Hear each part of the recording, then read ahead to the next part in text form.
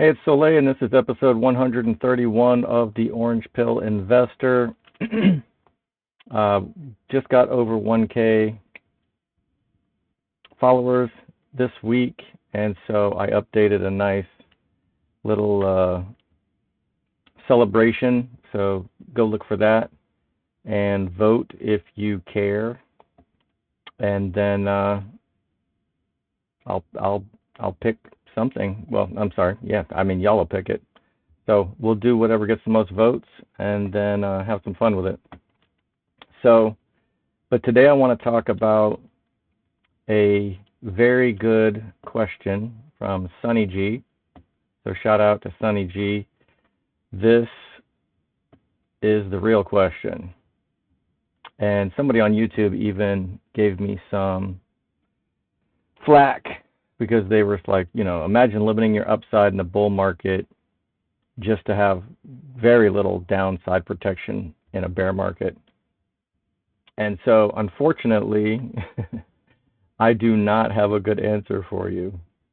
And so let's just go over what happened to me in my situation after I was making money hand over fist. I started trading in May of 2020, which was the best time to probably get into a long position, but then also you're not really learning the lessons that you need to learn. And so I learned them very unsavory. I learned some very unsavory lessons when the Fed decided they wanted to raise some rates, and I was heavily leveraged into Tesla, and I was making a bunch of money, and I'm like, oh, okay. I was like, does this really happen to everybody? Like, everybody's making money. And yeah, let's go over that. So here we go. So SPY. Back in, May 2020 is way back here. So this is the COVID crash, right? And what's crazy, I'm going to mention him later, but he's now Bitcoin University, Matthew Crater. Everybody should follow him. Used to be Trader University, and I learned a lot from his videos about stock market. And he actually called this. He called this ahead of time, and I wish I was really following him as much as I do now. I might have avoided this. But he was like, there's some cracks in the system, like right around here. He's like, I mean, it was literally, I think it was like the day before the shit. But anyway, not promising that he can predict every stock market crash. But the point is, I got in like here in May, right? So I went to cash in here somewhere. And the guy was like, no, you don't want to go to cash because you suffered through the crash, but now it'll just hang in there. And I'm like, nah, screw this. And a Facebook friend of mine was like, he also was my helping with my finances, and he's like, I'm not even going to work with anybody who's not trading options. He's like, basically told me I need to learn options, or he was basically going to fire me. So. And as a client, like, but anyway, so I start trading options here, making a ton of money, and I make a good chunk of change all the way to here. But I had switched my strategy from covered calls to poor man's covered calls, and so instead of owning a lot of shares, I was owning a lot of leaps, and those are great when the stock market's going up, but it's absolute train wreck, it's absolute suicide here. If you're leveraged long here, you are, what's the scientific name for this? You're fucked, is what you are. So I'm leveraged long options here. I've got Tesla, and Tesla's a tech play anyway, so it's gonna probably go up more than the market, but then as a momentum, I think it was probably a momentum stock. It also crashes harder. So if I was in here at 480 and I was just doing a buy and hold, or just selling 1% premium covered calls, I could have probably survived that. What, losing 25% of my portfolio to here? Maybe losing a little bit less than 25% because I'd be making some commission down here. I'd be selling some premium all the way down. So maybe I wouldn't be here. Maybe I'd be like right here. And so selling covered calls and collecting 1% premium is not a solution to a bear market, unfortunately. So there is either another strategy that exists that you can participate in, but I tell you what else doesn't work is buy and hold. I mean, maybe if you buy and held to here, you made more money than I did, so you could afford to lose this money more than I can afford to lose it. But like I said, I'm going to lose less when we get to here anyway, so does that just balance itself out to buy and hold? Not exactly sure. But I'm going to come back to several potential solutions to mitigate this, but I don't have a solution that just profits from this, period. Like, that basically the only solutions that I have are how to lose less money. So if you're looking for a way that my covered call strategy can make this work for you, I'm not going to be able to do that. So you may either just have to figure out how to pivot to shorting the market, but how would you even know that you were in a bear market? Because on the way up, we went from here to here. That was not a bear market. We went from here to here. That wasn't a bear. We went from here to here. That was not a bear. So all of these dips are not bears. These are just buying opportunities on the way up. This was not a bear market. But, and I've got some lines that you can ignore here, but,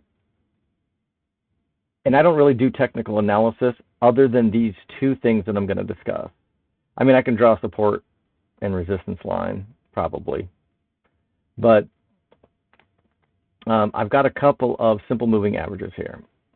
And other people might be able to do RSI. I mean, there might be fucking bands and I don't know, kind of bullshit. But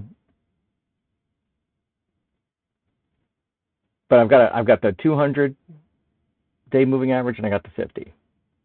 And so the whole way we're up here into this bull market, the 50 is above the 200. And this is not an immediate indicator, right? So this is the start of the bear market. But this is the death cross. So this is when the 50-day moving average drops below the 200. And I'm just looking at SPY. You could probably do the same thing with VU.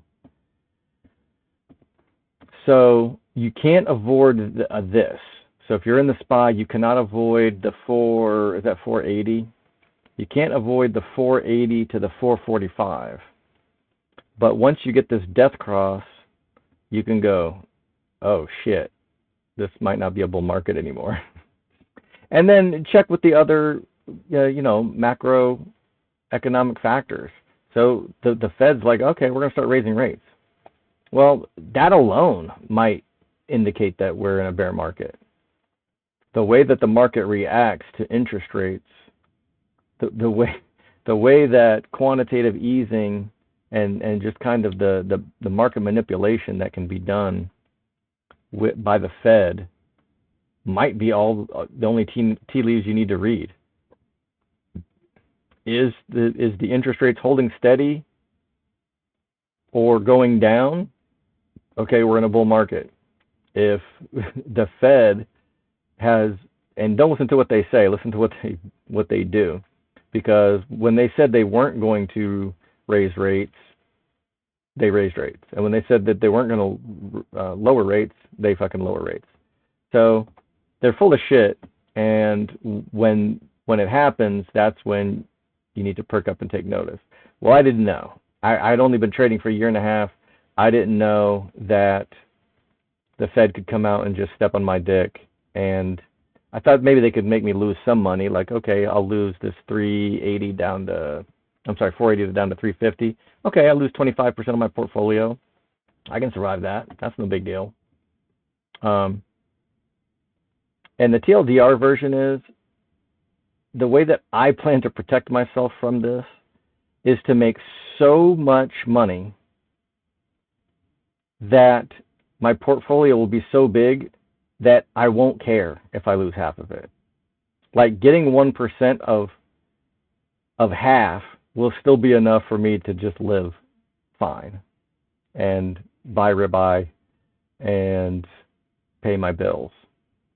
But you've got to make a metric ass ton of money during this bull market to be able to weather.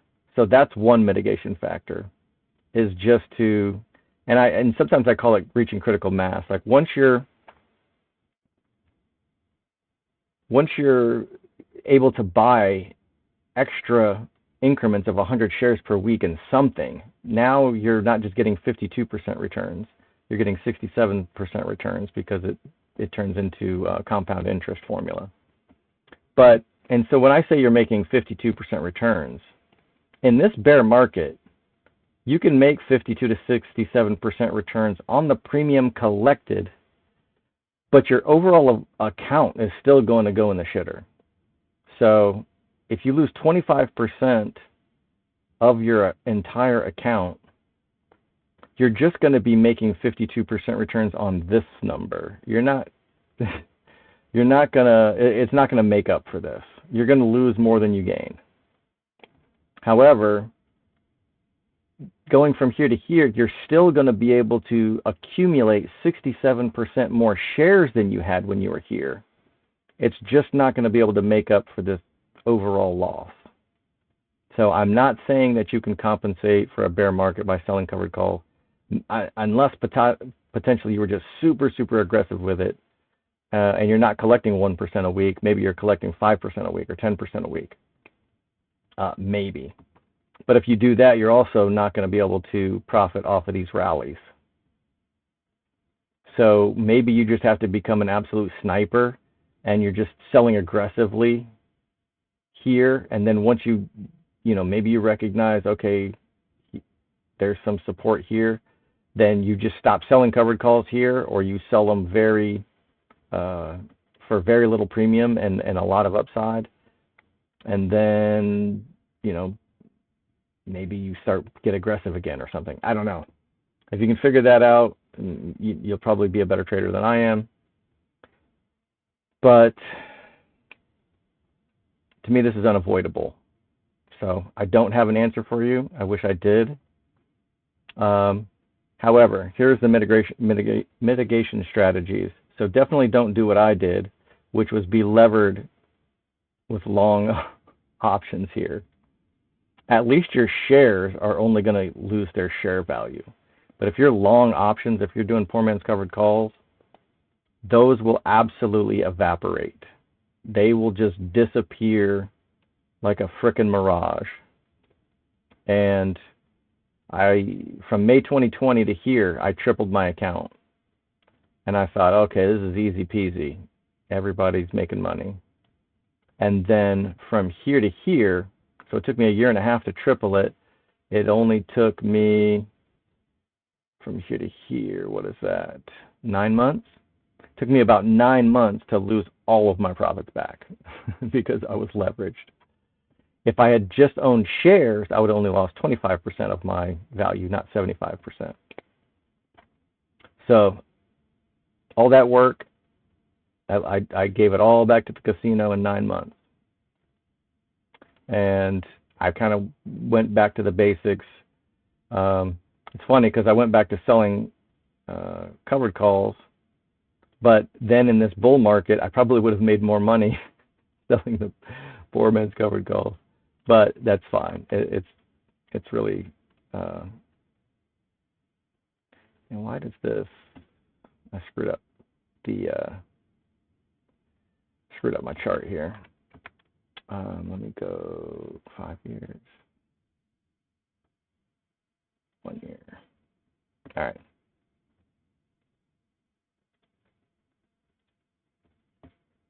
Maybe it fixed my scaling. Nope. All right.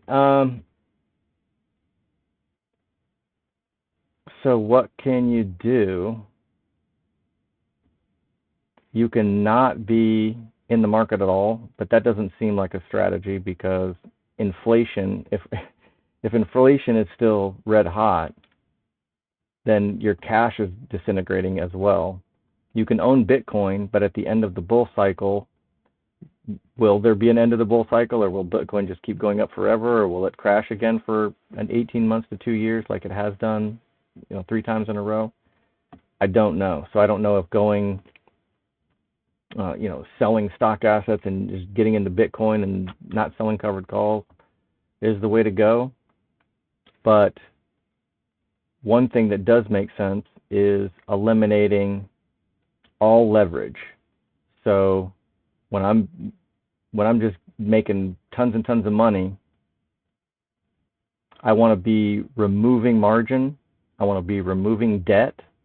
I want to be removing long calls. I want to get rid of all of my leverage that I possibly can. And then the other thing you could potentially do is get way more aggressive. So instead of trying to collect 1% a week in premium, maybe 2% a week, 3%, 4%, 5%. When something pumps, when something's pumping from here to here, maybe right around here, you just start selling at the money covered calls, and then eventually it pays off here. I don't know.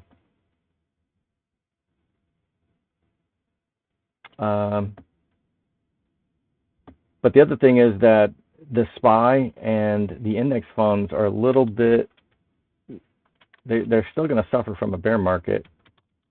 But here's one catastrophic mistake. So not only was I leveraged, but I had leverage in Tesla. And it didn't just go from 480 to 360 and lose 25% of its value. It went from 400 to 100. Wait, that's 200. Took a little bit longer to get to 100, I think, didn't it? I know Tesla got down to 100. Here it is. So this was an absolute brutal lesson in humility right here. And even if I had only owned shares and none of it was on margin, sure, I would have lost 75% of my account. But, well, I'd still be selling covered calls and accumulating here. So I wouldn't have lost quite 75%. But 75% of my Tesla holdings. And I had a lot of Tesla. I believe in Tesla just as much now as I did then, but the market does not give a shit what you think. So even though I think Tesla will probably be one of the top 2 companies in market cap in 10 years, in the meantime, it can do shit like this. So it can go from 400 to 100 in a year. And selling covered calls will help you accumulate more shares on the way down. You can, if you have 100 shares here, 52 weeks later, you could have 152 shares of Tesla that are worth 75% of what they used to be, but at least you're dollar cost averaging on the way down, I guess. But that's another thing that you can do is if you say, okay, crap, we just had a death cross, and you're going to exit the market in some way, you would probably want to exit the positions that are going to collapse the most. And a lot of these tech stocks are like that. So that's, some people think that MicroStrategy is a generational position. And I can't imagine a situation where I would literally just own no MicroStrategy. But at the end of 2025, I damn sure won't own 80% of my portfolio in MicroStrategy like I do now. I will take a shitload of profits, and I will have some MicroStrategy position, but it's not going to be one that could just destroy me if MicroStrategy gets cut in half or something, because Bitcoin has a 50% drawdown, and then MicroStrategy has something similar. Now, there are other reasons to think that MicroStrategy wouldn't necessarily crash as much as Bitcoin. They do have their business software, business development part, so they could still make money. And by the time that Bitcoin decides it's done pumping the next bull cycle, if it does, MicroStrategy will almost certainly be included in the SPY. So there's going to be just retirement money just buying MicroStrategy, and potentially like softening that blow. But I think Tesla's been in the SPY, and it didn't stop them from going down to 100. So I don't know that that's a guarantee. I wouldn't hang my hat on that. But let's say that you saw this death cross here. You could protect yourself by exiting the market. So you're going to lose 480 to 450. And I don't know. I just love being in the stock market so much. I can't imagine just going to cash here. But I mean, it would have worked. It would have worked. And so then you could wait until you get a golden cross and the 50 crosses back above the 200. Now, that means you would not have caught the bottom either. So you wouldn't have been buying this dip, and you would not have participated in the recovery from 350 to 400. So you'd have taken the $50 per share loss here, and then you would not have gained in the $50 per share loss from here, from the bottom to the golden cross, but you would have been able to skip losing money from 450 to 400. So you'd have protected yourself from the middle of the bear market. Is that worth it? I don't know.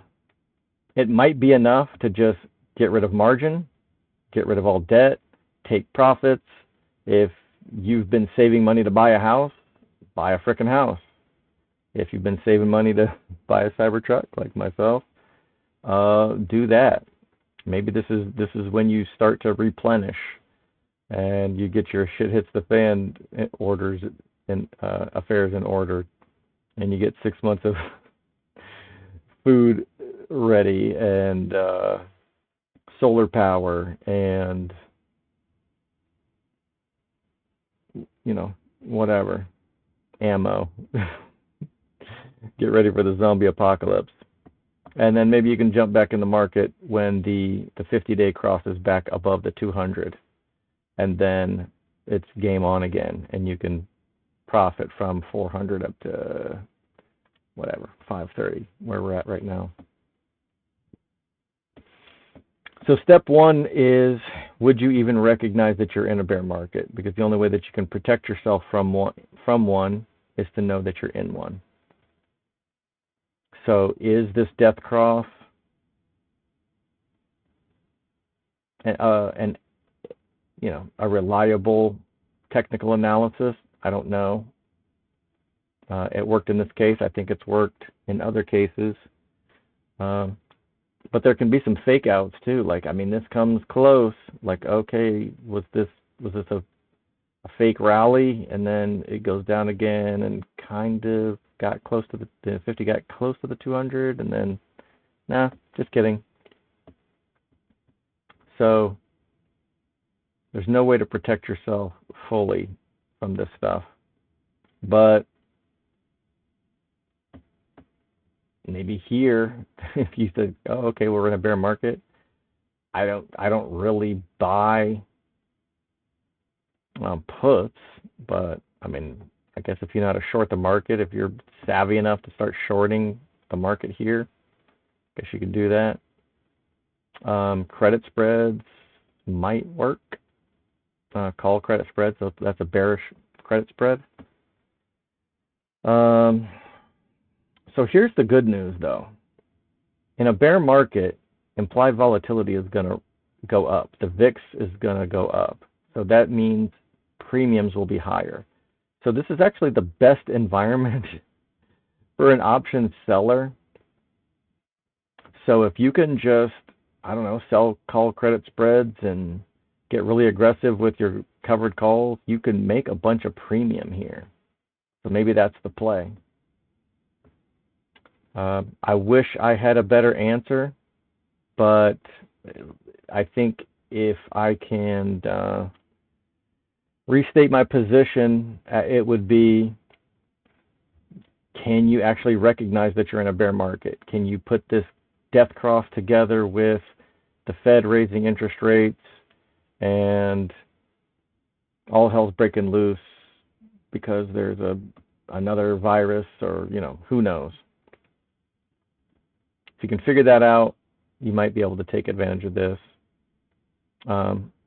So assuming that you do recognize it, you can alter your strategy. You can get rid of margin. You can get rid of long options. You can become more aggressive with your strikes, collecting more premium and less call away value, because if you're in a bear market, you kind of don't need any call away value. You're not expecting the market to go up, but there could be rallies. So if you're just selling at the money, you're going to lose all of this upside here. You're going to lose all of this upside here. You're going to lose all of this upside here. So I don't know 100%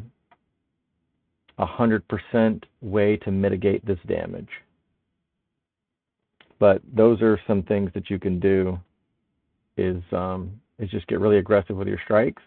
If you're determined to continue to stay in the market, I think the buy and hold crowd are definitely, they're just going to eat it. They're just going to eat all these losses. But at least if you're selling covered calls, you're stacking some cash on the way down.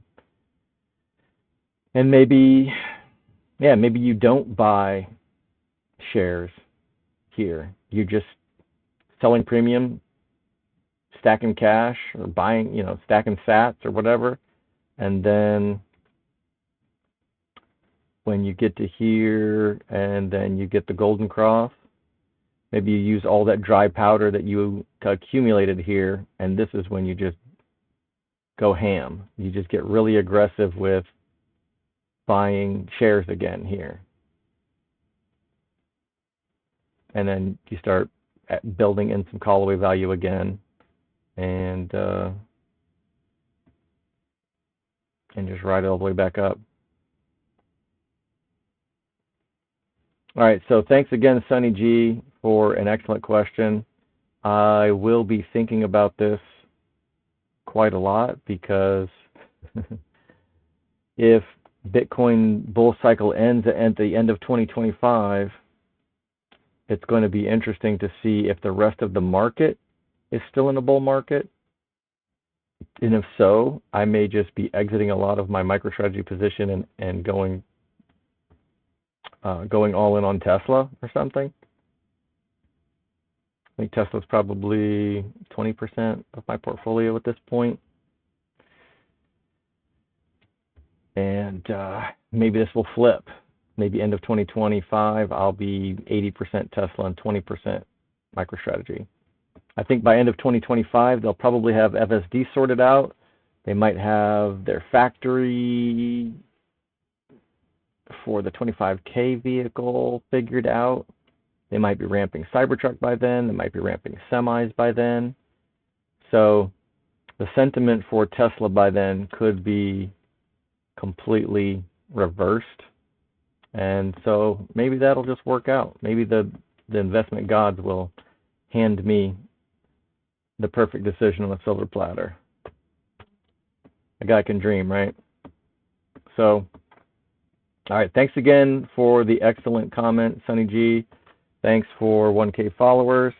And I will check the voting tomorrow around noon, and then we'll see how we're going to celebrate.